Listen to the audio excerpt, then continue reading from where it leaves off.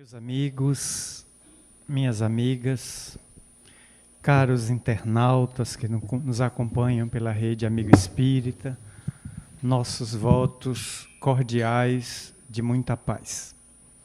Renova-se a alegria de voltar à Colatina, rever os amigos, as amigas, os companheiros de ideal, levando a palavra e a mensagem espírita aos que estão nos acompanhando pela rede mundial de computadores. Desejamos inicialmente, após os agradecimentos, ofertar à instituição, nossa amiga, um CD de Gabriel Mussi, cantor e compositor de Salvador. Eu só não sei se o Mussi dele é de maracujá ou de limão. Ficou a dúvida, não deu para tirar, mas é Mussi. Então, um CD de voz e violão. Queremos entregar a revista Presença Espírita lá de nossa casa, que foi comemorativa do mês de maio dos 70 anos de março. 70 anos de oratória de Divaldo, maio, 90 anos de idade dele. Está uma revista especial, contendo centenas de artigos, quase uma centena de artigos de companheiros contando um pouco da vida e dos acontecimentos ao lado deste humanista, que se encontra nesse instante em Vitória da Conquista, agora domingo pela manhã, encerrando a partir das 10 horas a maior semana espírita do mundo, que é a de Vitória da Conquista, com 4.000 pessoas em média, todos os dias, no Centro de Convenções que leva o nome dele, Centro de Convenções de Valdo Pereira Franco. Quero entregar também outro número da Presença Espírita, esse é março, maio. Esse aqui saiu quinta-feira, tão recente, pouco conhecido. Aqui estamos comemorando, nessa revista, 70 anos do Centro Espírita Caminho da Redenção. Dos 4 fundadores do Centro Espírita Caminho da Redenção, só tem 2 no corpo. Divaldo e uma companheira lá, ambos com 90 de idade, juntos 180 anos de história. Tio Nilson e o outro fundador já estão no mundo espiritual, né? Então, 2 trabalhadores ainda na Terra, 2 trabalhadores no mundo espiritual. Então, lançamos essa revista quinta-feira para homenagear os 70 anos da mansão, quando na quinta noite ele fez a palestra e contou um pouco da curiosa história da criação e da fundação da Mansão do Caminho, Caminho da Redenção, melhor dizendo, no dia 7 de setembro de 1947, justamente. Então, está entregue aí os 3 presentes, viu? Para a instituição que nos acolhe. Trouxemos com infinito carinho. Nosso seminário, palestra, conversa fraterna, vamos tentar desenvolver num clima coloquial, vai até 10h10, para nós ganharmos o tempo, intitula-se Superando os Conflitos Existenciais.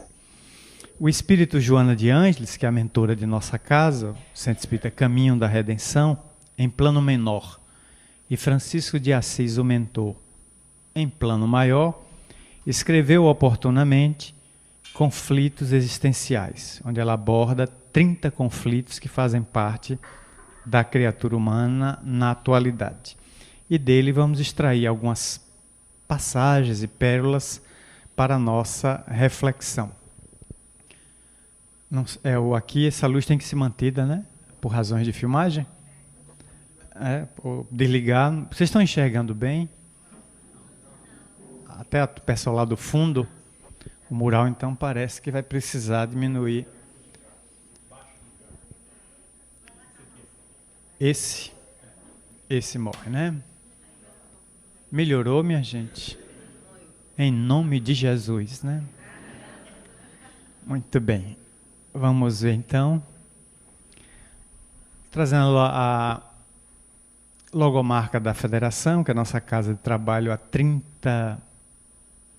35 anos. Estamos trabalhando na Federação Espírita do Estado da Bahia, já centenária. 2015 fez 100 anos. Esse ano, 102 anos de fundação por José Pititinga e o grande companheiro dele, amigo, Manuel Filomeno Batista de Miranda, que já escreveu quase 17 obras por Divaldo, algumas das quais viraram best-seller: Transição Planetária, Perturbações Espirituais, Amanhecer de uma Nova Era e outras obras de subido valor, né?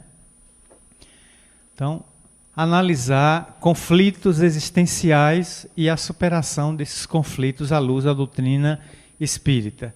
São poucos slides, só 18 slides, de modo que iremos exibindo um a um e os comentando, acrescentando pequenos comentários para a nossa análise e reflexão nesta manhã. Os maiores conflitos existenciais ou conflitos da criatura humana a serem superados. Um é a fome. É ancestral saber que ainda hoje temos na Terra pessoas que passam fome. Ou fazem só uma refeição por dia, ou não fazem nenhuma. Comem o que acham no lixo, ou o que a caridade pública lhes oferta. O curioso é observar que somos a terra do paradoxo. Porque hoje a Terra produz mais alimentos do que os 7 bilhões e meio de habitantes encarnados são capazes de consumir.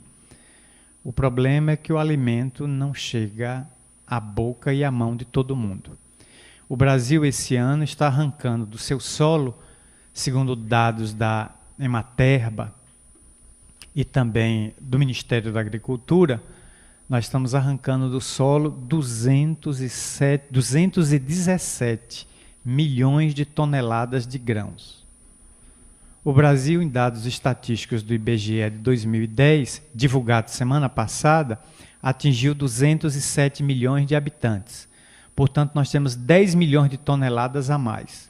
Isso significa que até os bebês que estão nascendo hoje no Brasil têm direito a 1 milhão de toneladas de grão. Eles podem entupir a mamadeira de milheto, milho, soja, trigo, algodão, o que eles quiserem. O problema é que para alguns bebês chega a comida e para outros não.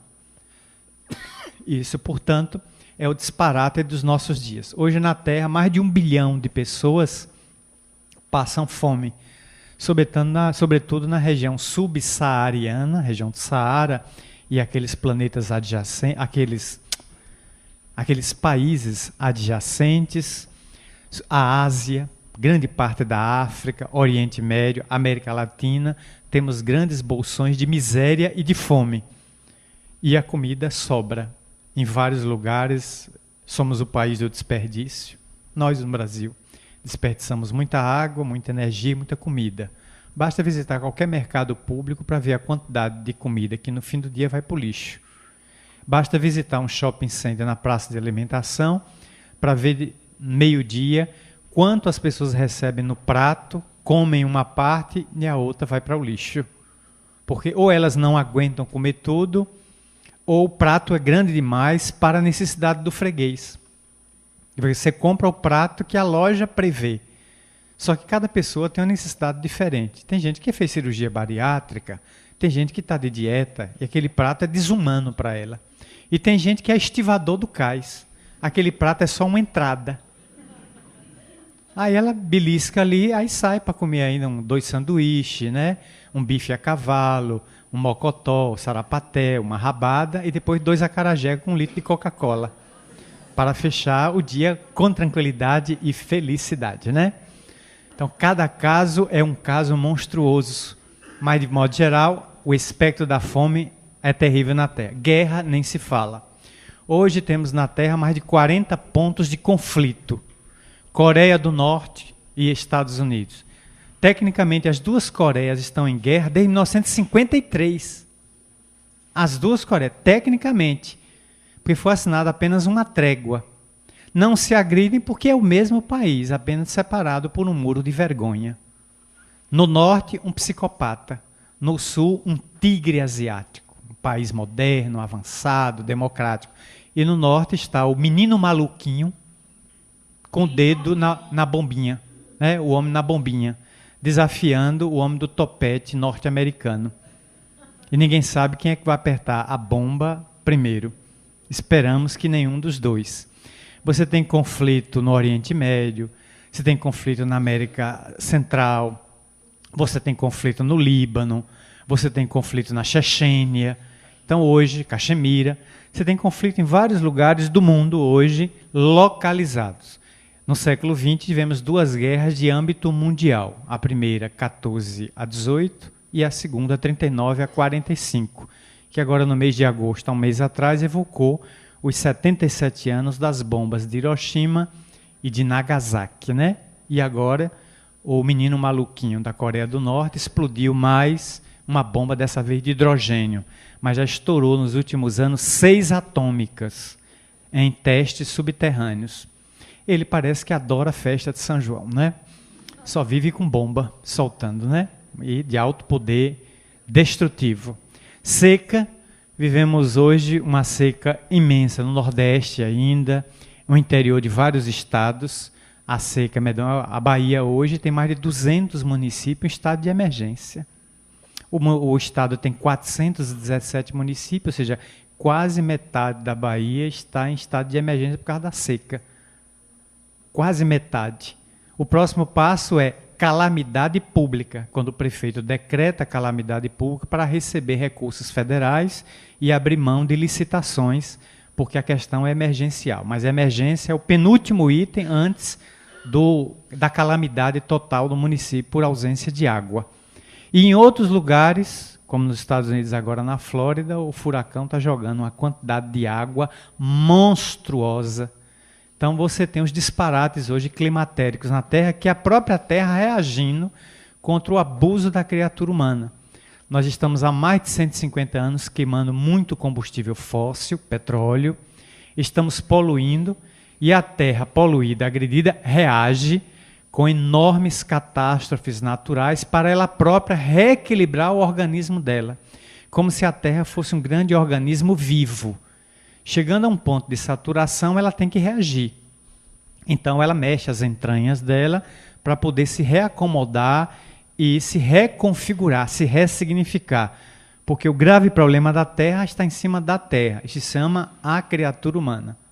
Tire-se da Terra a criatura humana e os problemas acabaram. Não conheço o leão assassino, não conheço o macaco ladrão, não conheço jiboia ou cobra corrupta. Não conheço. Cobra e todo animal só mata para comer ou mata para afugentar a presa que lhe ameaça a cria ou o espaço. Só. A criatura humana é que é a perversidade e precisa ser reeducada, porque a seca passa a ser um grande desafio que há recurso para resolver. O recurso é que nunca chega. Eu lembro que Dom Pedro II, no auge do seu império no Brasil, século XIX, disse que venderia até a última joia da coroa para acabar com a seca no Nordeste. A coroa dele está intacta no Museu de Petrópolis. Nunca foi tirada uma joia. Dom Pedro já foi para o além, o segundo, já veio à República, dezenas de presidentes republicanos já passaram, a gente já tirou 2 do poder por impeachment, um homem e uma mulher, tem um interino aí, o ano que vem vamos eleger outro em outubro e não resolve. Recurso existe, o país é riquíssimo, nós temos dinheiro sobrando. Agora, ele é mal aplicado. E quando existe sobrando demais, a gente acha um apartamento com 51 milhões de reais. Para por aqui, né? Depois vão dizer que é nosso, né? Aí fica difícil a gente entender porque é que se guarda 51 milhões de reais em um apartamento e não no banco. Peste. A Terra sempre teve doenças devoradoras, dizimadoras, e vencemos algumas pelas campanhas de vacinação. A varíola foi erradicada. A Hansen era um mal bíblico do passado, matou muita gente, gerou um estigma, a ira dos deuses. Hoje está controlada, enquanto haja um surto no Brasil de hanseníase, ocultado pelas autoridades. Mas está explodindo. Sífilis, até os anos 60, era considerado quase debelada. Voltou. A sífilis está aí na onda. Muita gente com ela, com doença DST, em função da larga movimentação sexual entre as criaturas humanas. O AIDS, ou a AIDS em 1978, quando explodiu entre a comunidade gay de Los Angeles, virou uma pandemia mundial, milhões de pessoas contaminadas. Com a vinda do AZT, dos retrovirais, foi controlado. Agora, muita gente acha que, por ter essa medicação, pode se soltar, pode se permitir todo tipo de abuso. E ela volta de novo, sob outra expressão, como a do sarcoma de Karpov, né? E outras doenças. O Brasil hoje está enfrentando um mosquito que transmite febre amarela, dengue, chikungunya e zika. E a gente não consegue debelar esse mosquito, porque damos criatório dele, às vezes dentro de casa, nos vasinhos de água parada. Aí lá vai o combate, gastroenterocolite, gastroenterite, estamos lutando aí com as vacinações, o HPV nos meninos, nas meninas, a luta contra o câncer que permanece intensa. Quanto mais se avança, a Veja da semana passada falou uma nova cura para o câncer que surgiu nos Estados Unidos, que era a reprogramação do DNA, é experimental o teste, capa da Veja da semana passada. Não estou fazendo propaganda, estou indicando fonte bibliográfica. Então tem uma menina americana que ficou curada, depois de reprogramar o DNA dela com uma nanotecnologia para combater o câncer que estava nela. Então, se espalha essa novidade, teremos uma arma poderosíssima contra o câncer, que leva milhares de pessoas todos os anos. Celebridades, pessoas anônimas. Estamos lutando para erradicar. O problema é que enquanto a criatura humana não ficar curada de dentro para fora, ela continuará vulnerável de fora para dentro. Sairemos de uma doença e cairemos em outra, por causa do comportamento moral que fará conexão com esses vírus.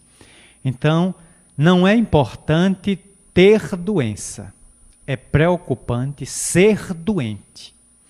Ter doença é normal, faz parte do processo evolutivo, sobretudo quem tem um corpo.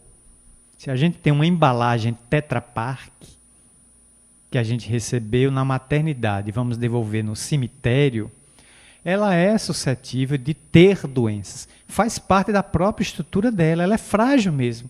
Chega um momento que a gente já não enxerga bem, tem um momento que a gente não ouve bem, não ouve bem, as unhas a gente ficam frágeis, o cabelo cai, a gente passa a ter dificuldade, um fígado que não funciona, é um rim, e vai natural. O órgão vai perdendo energia e vai perdendo a capacidade de fazer o serviço dele completo.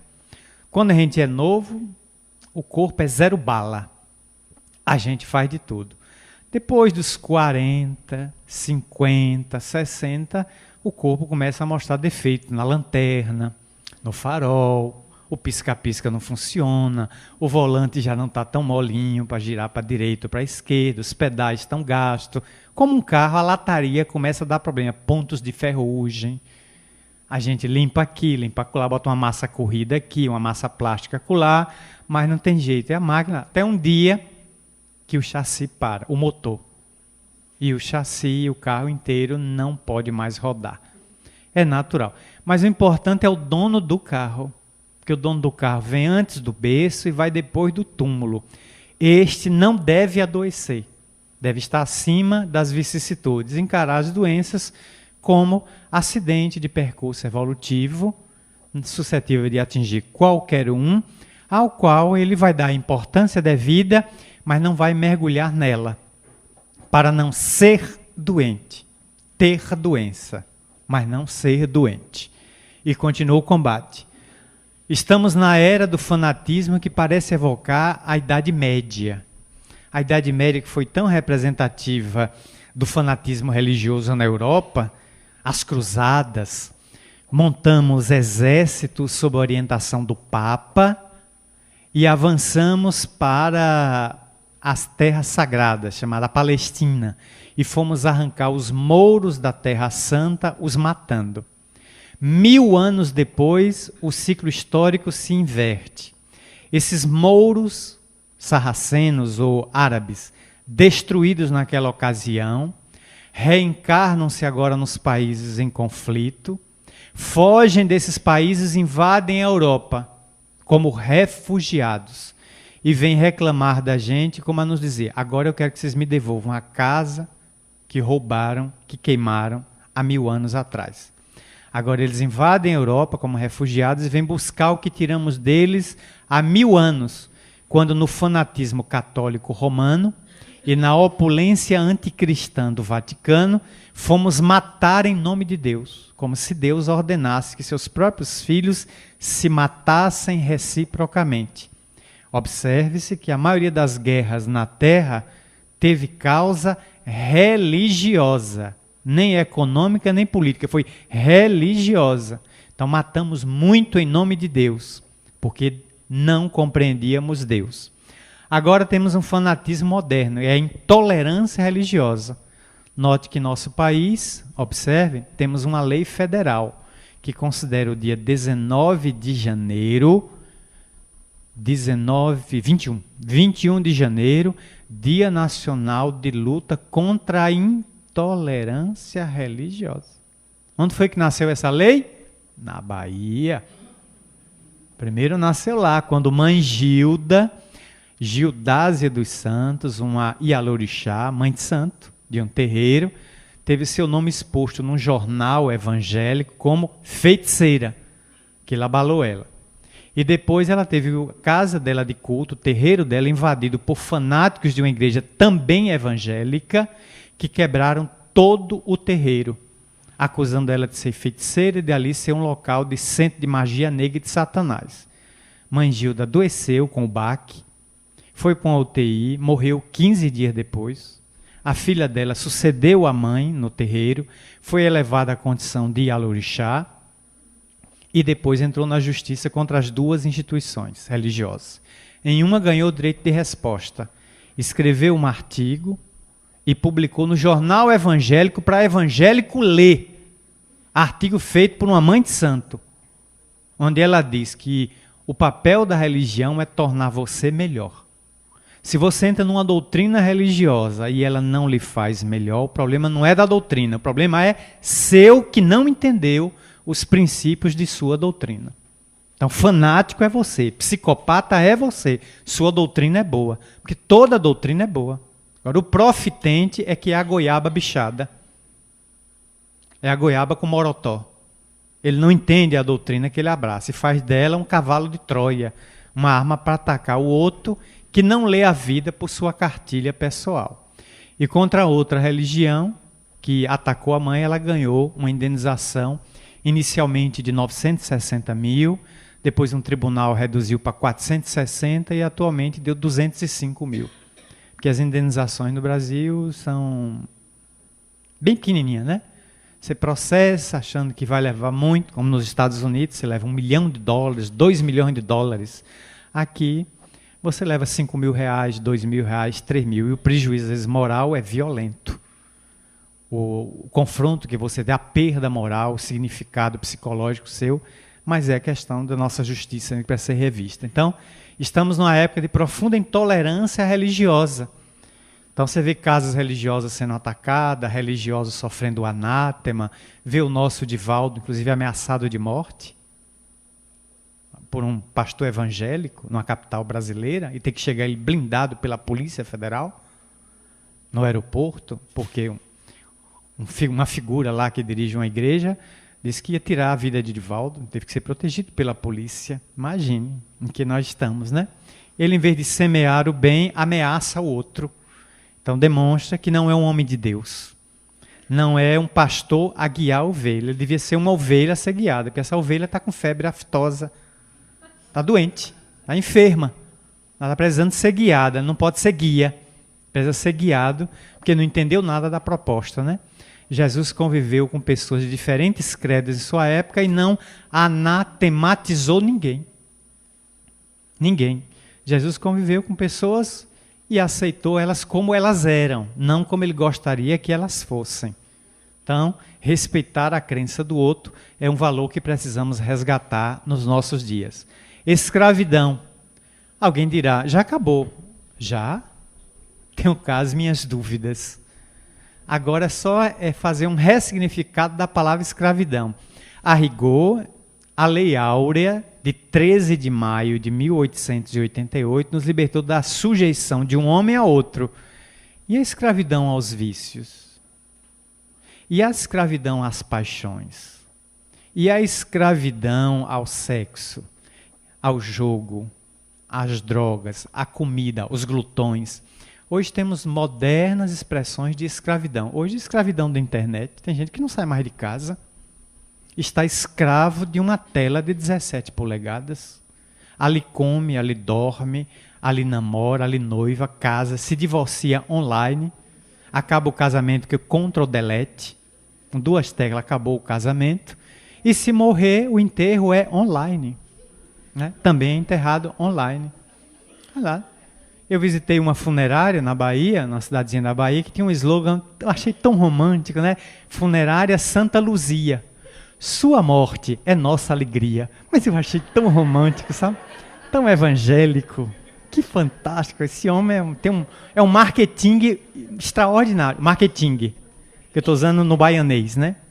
Marketing fantástico, essa expressão, né?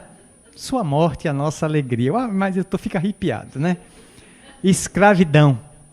Então hoje temos modernas escravidões, diferente da atual. Mas ainda temos gente aqui no Brasil que trabalha em algumas fazendas de situação análoga à de escrava.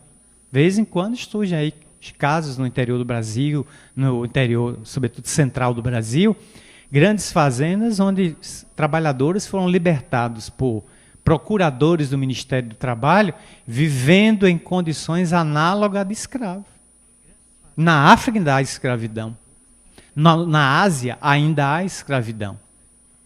Conquanto o combate intenso da ONU, da Unesco, do Unicef, de organizações governamentais que dignificam a criatura humana, nós ainda temos muita escravidão. Quanto problema, quanto desafio para a criatura humana enfrentar.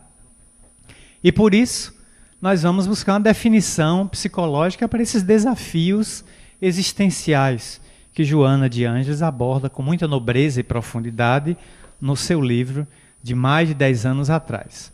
Psicologicamente, o que seriam os conflitos, né? Heranças das nossas experiências que foram fracassadas, não bem vividas. Deixamos pelo caminho porque não tivemos o conhecimento ou a emoção para adquirir o potencial que elas tinham dentro do processo do renascimento do espírito, seu psiquismo eterno. Então, quando não soubemos lidar com uma experiência evolutiva, ela nos traumatiza e reencarnamos na próxima etapa palingenésica, voltamos à matéria sob o guante, sob o fio da navalha daquele conflito. E aquilo se transforma numa limitação, nos transforma num conflito, numa fobia, num transtorno do humor, da afetividade, com essas expressões hoje em dia que estão aí. Síndrome do pensamento acelerado. Dr. Augusto Cury do Rio, psiquiatra, desenvolveu essa tese. Hoje nossa cabeça anda a mil. Eu tenho que responder e-mail, eu tenho que responder zap, eu tenho que escrever carta, eu tenho que dar 2 telefonemas, eu tenho que pagar a conta, pegar menino na escola, fazer o judô, inglês, kung fu, taekwondo, francês, eu tenho que buscar o marido no aeroporto. Aí a gente faz 1000 coisas, quando a gente consegue fazer 3 durante o dia, a gente se dá por satisfeito. A gente joga as 997 não realizadas para o dia seguinte, para elas se encontrarem com as 1000 do dia seguinte. Aí no dia seguinte eu tenho 2000 coisas para fazer. No outro dia, 3.000, 4.000. Aí eu vou fazendo de uma bolinha de neve uma avalanche. Aí quando eu chego nas férias, estou acabado, estou no bagaço, eu preciso de férias. É todo mundo com síndrome de Garfield. Queremos que logo chegue logo o final de semana, porque a segunda é de matar. Terça, estou pensando em suicídio. Quarta, estou renascendo. Quinta, existe esperança no fim do túnel. Chegou sexta, aleluia. Sábado e domingo, dormir. Dormir e comer uíscas, ração. Aí a gente entra no final de semana, come, bebe, se acaba na cachaça, no pagode, samba, vai para lá, para cá. Na segunda-feira, no bagaço. Meu Deus, estou com enxaqueca, estou no bagaço. E por que não usou o final de semana para descansar? Não. Porque nosso conceito de descanso e de alegria é ficar bêbado. É empanzinado de comida numa laje. Ai, que conceitos estranhos, né? Quando talvez a alegria fosse ficar sóbrio. Eu estou cansado, então esse final de semana eu vou dormir um pouco mais tarde. Todo dia eu levanto 6 horas da manhã, vou me permitir levantar 8, 2 horas a mais de sono. Depois eu fazer uma caminhada sem compromisso. Eu vou prometer a mim esse final de semana não responder nada de rede social. Chega de rede social sábado e domingo. Vou me dar o direito agora de não responder a ninguém. Deixo o aparelho em casa, nem ando com a tentação com ele ao lado. Saio caminhando, vou ver flores, vou a um parque, circo, cinema, vou ver um show. A gente não pensa nisso. Quando acorda, muitas vezes, para isso, é um pouquinho tarde. Olha o conflito que vamos gerando por aí, nos caminhos evolutivos. Um dos graves conflitos de nossa estrada evolutiva é os relacionamentos interpessoais. No matrimônio, na afetividade, na emoção, em que deixamos sequelas por aí.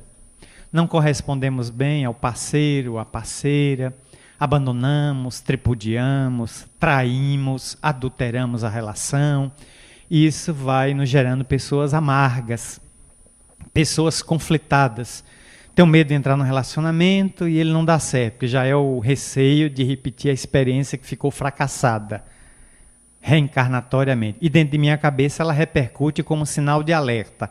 Aí eu me torno uma pessoa tímida, introvertida. Tenho receio de me relacionar porque não sei o que é que o outro vai fazer comigo, com minha afetividade. Aí vem o Dalai Lama e diz: as pessoas foram feitas para serem amadas. Ponto. As coisas foram feitas para serem usadas. O caos do mundo está de que as pessoas estão sendo usadas e as coisas estão sendo amadas. Dalai Lama, eu não sei nem se ele leu Kardec, mas a frase dele está perfeita, psicológica e espiriticamente. Estamos amando as coisas. Meu celular, eu te amo. Meu computador divino, né? Meu carro, minha casa. O outro te gosto. Aí encontra com o outro, eu gosto muito de você. Mas meu Porsche, né? Meu BMW, aí eu amo aquela moto, é minha rainha. Eu vi um artista de Salvador, do Axé, dizer, ao apresentar a moto dele, uma Harley Davidson, ele disse: aqui é minha rainha, com a moto. Quando sentou a namorada, esta é minha princesa. Se fosse ela, eu saltava na hora. Não aceito um posto menor na hierarquia não, meu filho. Aceito não. Você leve sua rainha sozinha. Rainha da sucata. Que é a sucata? Toda feita de metal, feita de aço. Ele disse isso. Eu vi a matéria, quando ele disse isso, quer dizer, rebaixou a menina, né? Princesa, ela é princesa. A moto é rainha, então dorme com ele. Deve deitar na cama. Como é que ele faz amor com uma moto? Eu estou preocupado, né? Muito preocupado como é o esquema, né? E ela sozinha na garagem. A namorada na garagem.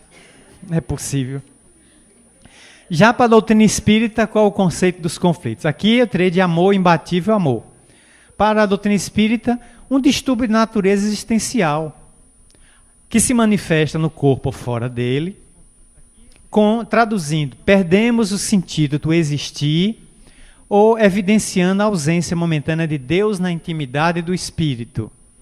Eu conversei esta semana, por telefone, com uma autoridade do judiciário brasileiro, de uma cidade do Brasil, por telefone, e ela me disse, contou a história em síntese. Ela, em 2 anos, nos últimos 2 anos da vida dela, partiu para o mundo espiritual. O marido, um câncer. O pai e a mãe, com intervalo de 40 dias, partiram vítimas de ataque de coração fulminante.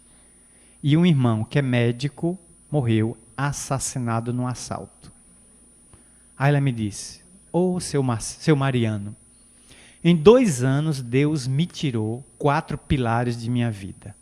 Um irmão, um marido, minha alma gêmea, meu pai e minha mãe, meus anjos, maternos e paternos.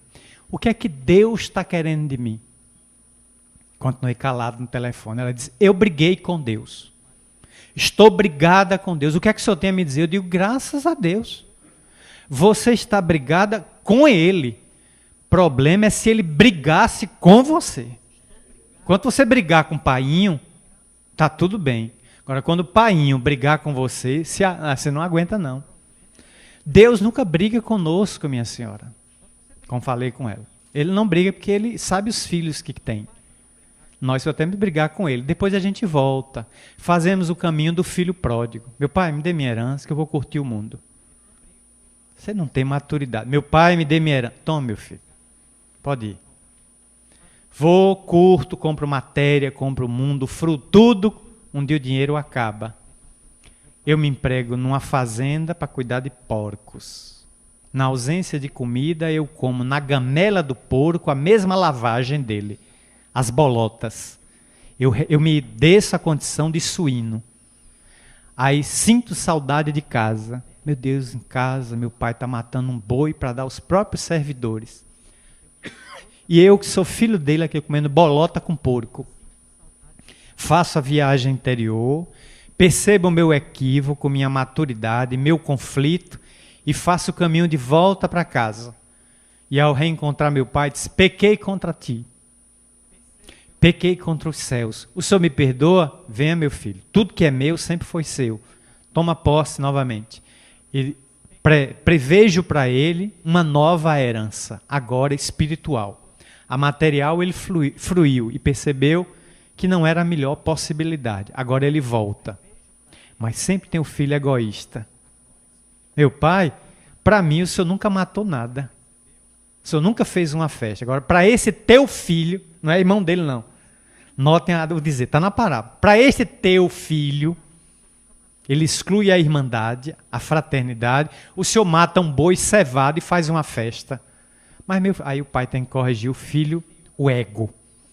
Ele tem que corrigir o ego e resgatar o filho pródigo. Que situação. Então nós temos esse distúrbio no nosso processo evolutivo que é acidentado. Sempre foi. A nossa ascensão evolutiva é lenta, com às vezes uma caídazinha na depressão, a gente sobe um pouquinho, cai de novo no buraco e vai subindo. Raramente a linha é ascendente reta. Ela é cheia de acidentes que a gente olha lá para baixo e vê novidades que são atrativas, são as tentações. E alguém perguntou a Chico Xavier, qual é o significado que você pode dar de tentação? O que é tentação? E Chico respondeu, inspirado por Emmanuel, tentação é tudo aquilo de que fugimos, com vontade de que nos pegue. A gente faz cara de, eu vou fugir dessa tentação, mas o linguagem é, me agarra, acaba comigo, eu quero caco de Marcel para tudo quanto é lado. Não, é hipocrisia, né? É a nossa eterna hipocrisia de não querer aquilo e ficar atormentado sonhando com aquilo, né? Quando Buda propôs o caminho do meio. O melhor equilíbrio é o caminho do meio. Porque uma extremidade é, eu evito o mundo é podridão, o mundo é uma pouca vergonha, o mundo é uma dissipação, descalabro. Esse é o puritano, é hipócrita. O outro extremo é, o mundo está aí, estou indo, mundão, vou me jogar de corpo e alma, eu quero me acabar, bebo todas, pego todas. Aí se acaba, esse é devasso, esse é promíscuo. Buda propõe nem a fuga do mundo, covardia, nem o encharcamento no mundo, a devassidão, equilíbrio. Continue no mundo, use parcimoniosamente as coisas do mundo sem ser mundano e atravesse o mundo sem conflito. Tudo que o mundo tiver, eu vou usar na medida. Paulo traduziu isso numa expressão psicanalítica. Tudo me é lícito, mas nem tudo me convém. Tudo me é lícito. Posso em qualquer ambiente, comer de tudo, beber tudo. Mas eu começo a examinar o que me interessa do que não me interessa. Aquilo me edifica, vou usar. Aquilo não me constrói, está descartado do meu cardápio existencial. Ah, mas todo mundo usa. Mas eu não sou todo mundo. Eu não sou todo mundo. Eu sou eu. Eu tenho minha individualidade. Então não vou me igualar porque todo mundo está fazendo o mesmo uso disso ou daquilo. Que cada um faça o uso que quiser. Eu não faço. Isso não me interessa. O problema é que a gente fica com medo de isolar-se do grupo social. Aí passa a usar o que o grupo social usa equivocadamente, para estar rente, próximo a eles, né? Portanto, os conflitos prosseguem porque a causa é emocional. Nós temos um desgoverno das emoções com predomínio das paixões. Isso está no livro dos Espíritos, né? Questão, acho que 742 a 744, quando aborda sobre a guerra. Por que o homem faz a guerra? Por causa do predomínio da natureza animal sobre a natureza espiritual. Por isso nós somos belicosos. Não é Deus que promove a guerra, Deus permite que a guerra seja feita. Porque da guerra Deus tira benefícios. É como se ele dissesse, vocês querem se matar? Matem-se, eu autorizo. E da própria guerra eu vou tirar benefícios tecnológicos, científicos, progresso e até moral. Vocês vão sair da guerra melhores. Vocês vão perceber que ela não vale a pena. Mas já que vocês querem a guerra ao amor, eu deixo que vocês façam. Vocês façam briguinha entre vocês. Primeiro que vocês não podem mais se matar. Eu tornei cada um de vocês imortal. Vocês podem matar os corpos. O espírito não pode ser mais morto. Acabou. Então vocês vão matar apenas corpos, que eu faço outros pela maternidade. Vocês mandam a turma para cá e eu reenvio a turma pela maternidade. Vocês mandam pelo cemitério e eu devolvo de novo. Há um ciclo. Então Deus fica olhando para a gente assim, achando, meu Deus, como são ainda inocentes, né? Como se matam. Tira um, tira o outro do corpo, aí volta depois e às vezes recebe. Aquele que eu tiro do corpo, recebo como filho. Aí o filho olha assim, empurra o dedão no meu nariz, me respeite, viu? É um filho na petulância, como a dizer assim, você já me tirou o corpo, dessa vez você não me tira, porque eu sou seu filho, venha me matar, para me botar no ECA, Estatuto da Criança e do Adolescente, vai para a cadeia, velho assassino. Aí o pai se segura e... Mas esse menino é o capeta. É o capeta que eu tirei na existência anterior. Todo tempo devolver o corpo e ele vem na minha consanguinidade. Para agora eu estabelecer laços de amor, substituindo as algemas do ódio, né? Por isso somos pessoas tão emocionalmente imaturas. Nos deixamos levar muito pela paixão. E a paixão é boa. Está no livro dos Espíritos. A paixão é boa. Paixão pelo esporte. Paixão pela religião. A paixão por um ideal científico bem canalizada, ela é neutra. Mal orientada, ela se torna um cavalo chucro. Ela esbagaça tudo que tiver pela frente. Mas a paixão, na essência, bem canalizada, é o que move o mundo. Foi a paixão que move atualmente Francisco, Chico Xavier, é que moveu Madre Teresa de Calcutá, a paixão pelo outro, a paixão por ajudar o outro. Eles são apaixonados pelo que fazem, né? Psicologicamente, nós temos esse desassossego na alma, íntimo, né? Vivemos sempre inquietos. Um deles é o medo da morte, né? Esse, psicologicamente, deveríamos ter trabalhado, as religiões tradicionais deveriam ter trabalhado a morte. Jogaram sobre ela mistério. Aí somos hoje uma sociedade temerosa de morrer. E toda hora, 7 a 9 mil pessoas saem da Terra por morte natural. Às vezes as guerras aceleram, os furacões, os terremotos aceleram. Em via de regra, 7 a 9 mil pessoas. Nascem 12 mil. Natalidade maior que mortalidade. E muita gente despreparada. Saindo e disse, o que é que eu vou encontrar do outro lado? Nem Charles Richer, hein? Irmão X escreve uma crônica falando sobre os últimos instantes de Charles Richer, com 80 anos de idade. O grande pesquisador francês, Prêmio Nobel de Medicina, de 1913. E Charles Richer, depois de 50 anos de pesquisa com os médiuns mais notáveis da Europa, não estava convencido de que a vida continuava no mundo espiritual.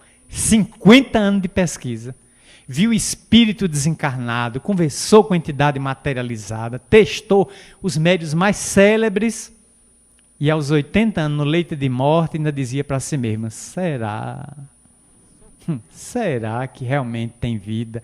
Que eu não me enganei, que aquilo não era fraude? Ficou pensando, aí a divindade teve que mandar o anjo da morte com uma espada de luz, e o anjo da morte lhe falar, Richer, eu lhe mandei há 80 anos à Terra para pesquisar e devassar a pesquisa científica, e ainda agora, no leito de morte, tu desacreditas?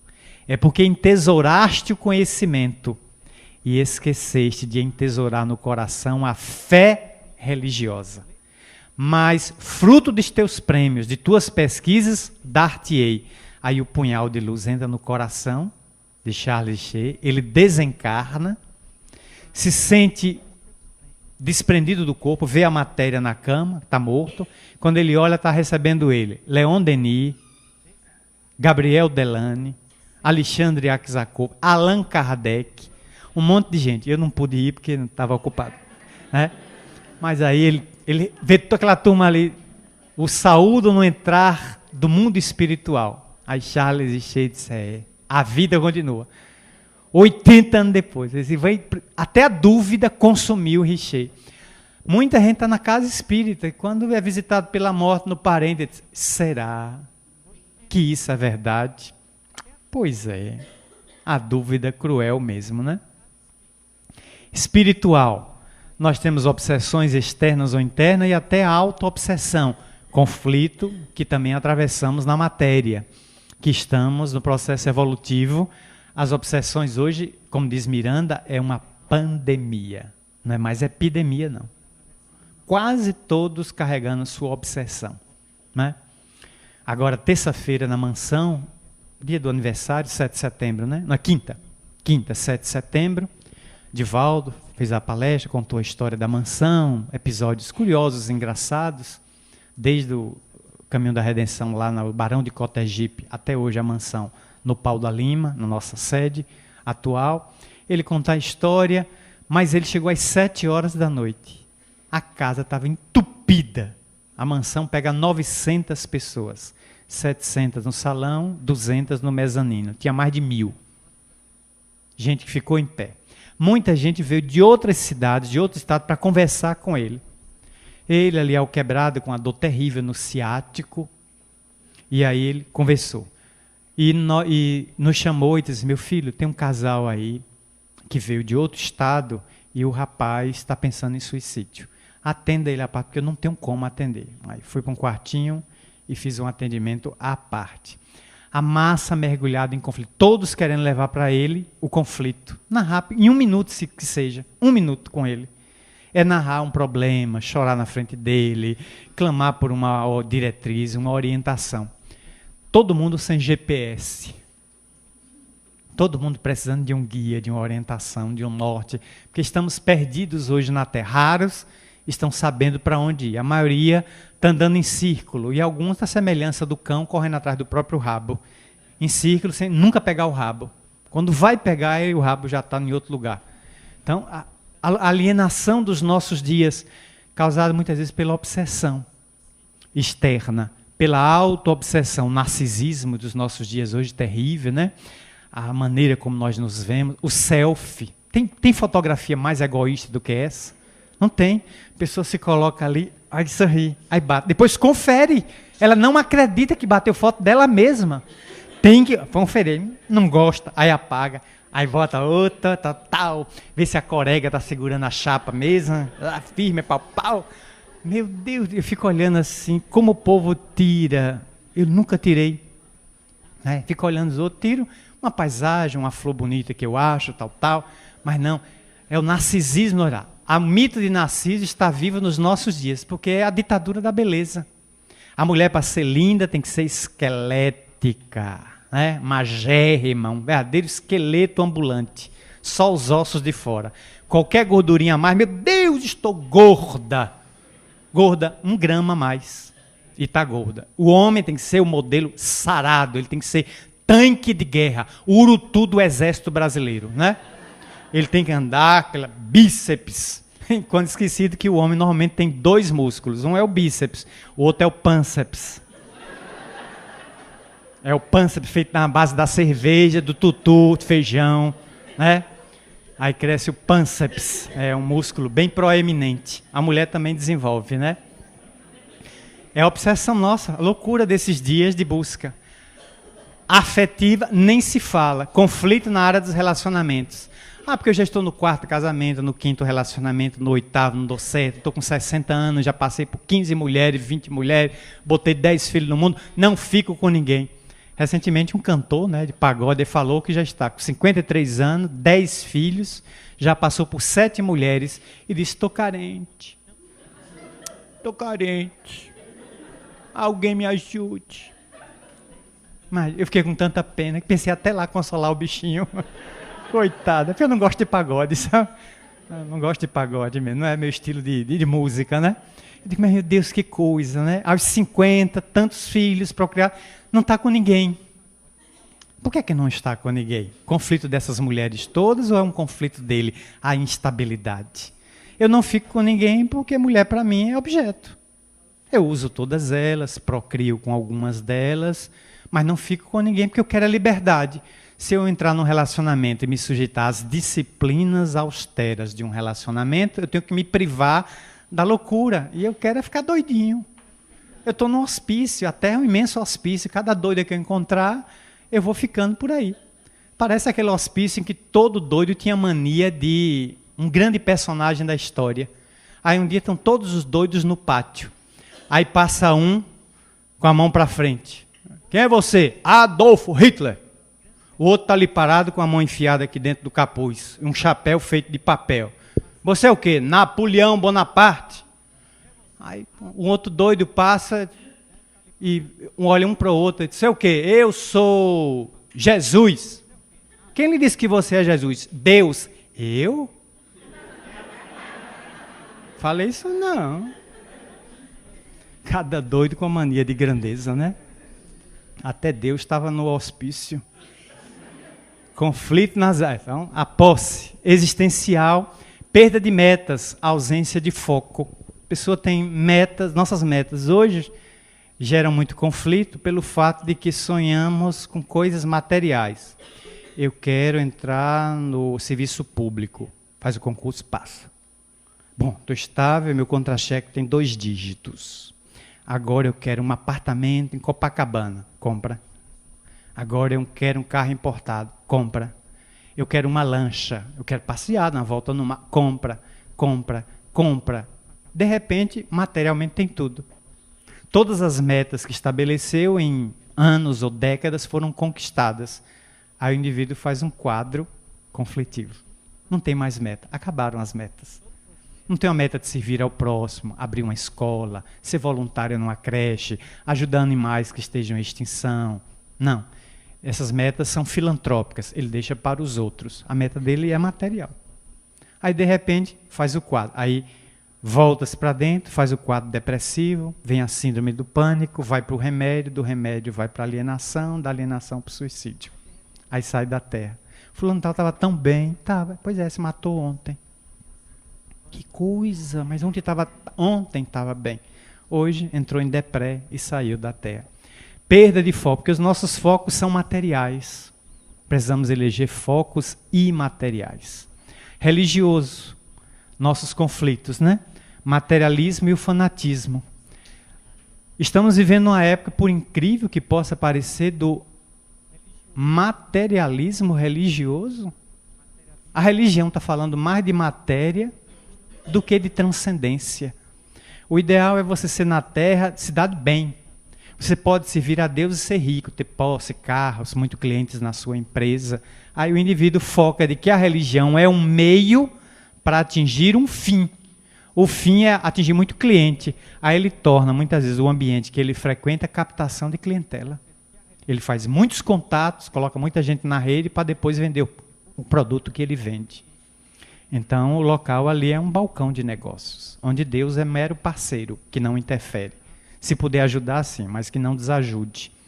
O fanatismo é aplicado à lavagem cerebral, o indivíduo perde a capacidade de discernir o que é certo e o que é errado e respeitar a crença do outro. Ele tem que convencer o outro. A Joana de Ângeles é clara e taxativa nisso.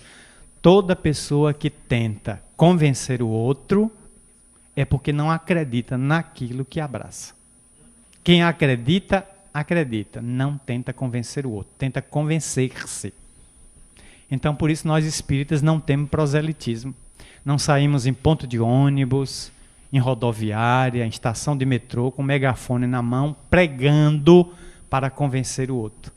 Eu recordo de pregação, Divaldo me contar, disse: meu filho, Há cerca de 40 anos atrás, eu fui à cidade do interior de São Paulo fazer palestra. Desembarquei na capital e o meu anfitrião foi me buscar de carro. Quando eu entrei na cidade, cidadezinha pequena à época, hoje é uma cidade um pouco maior, ele me levou até o hotel, o anfitrião, e passou por mim um carro de som com megafone, aquelas caixas, aqueles 4 megafones em cima, fazendo propaganda da palestra dele à noite. E dizia: atenção, atenção, à noite, 20 horas, palestra do Tribuno Espírita Edivaldo Pereira Franco da Bahia. Local, o Cabaré. A palestra ia ser no Cabaré, a casa de meretrício da cidade, porque era o único espaço que pegava 2.000 pessoas.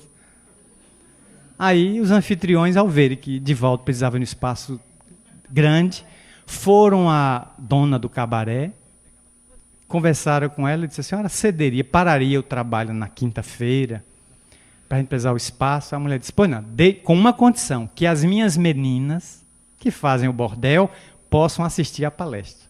Ela pediu uma contrapartida.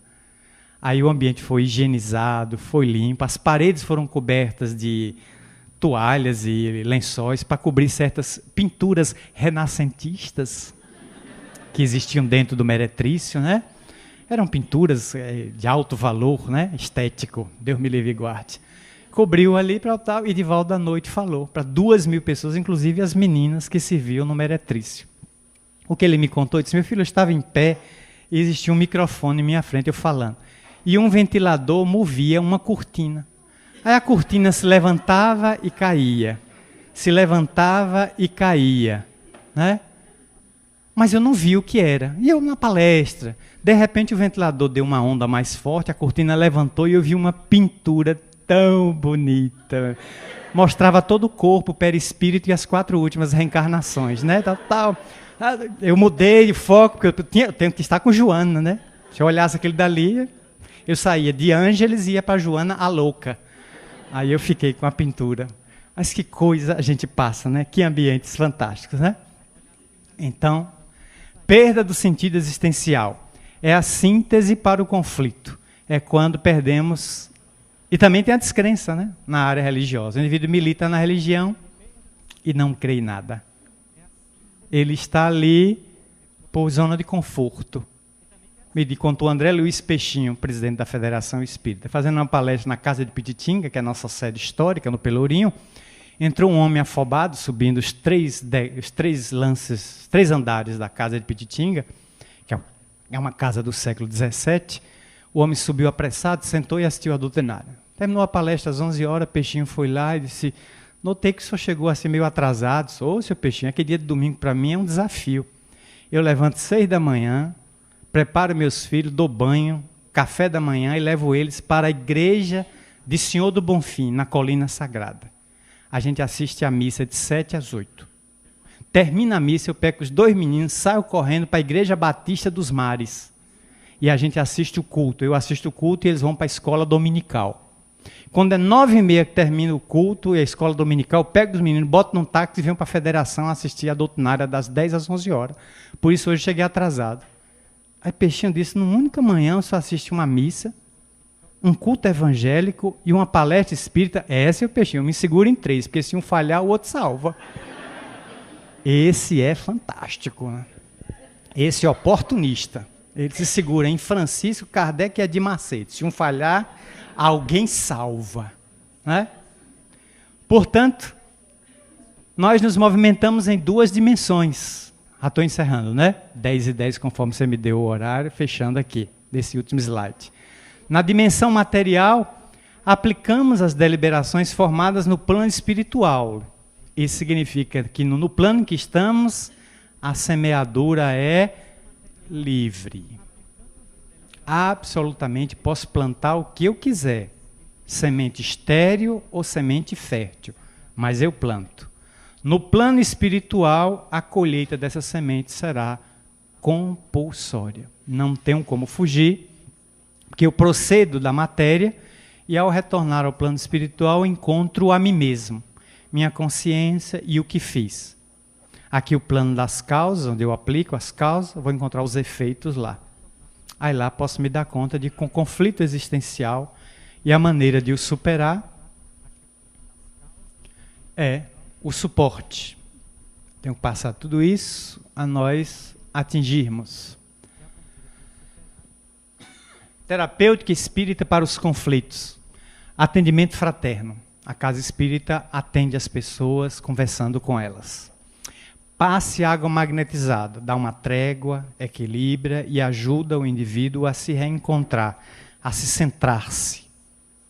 Estudo de si mesmo, questão 919 do Livro dos Espíritos. Conhece-te a ti mesmo, viaja para dentro. Porque a maioria quer viajar para fora, para a Flórida, para Cancún, para Bariloche, quando pode viajar para o continente de si mesmo. A viagem, inclusive, é de graça, sem intermediário.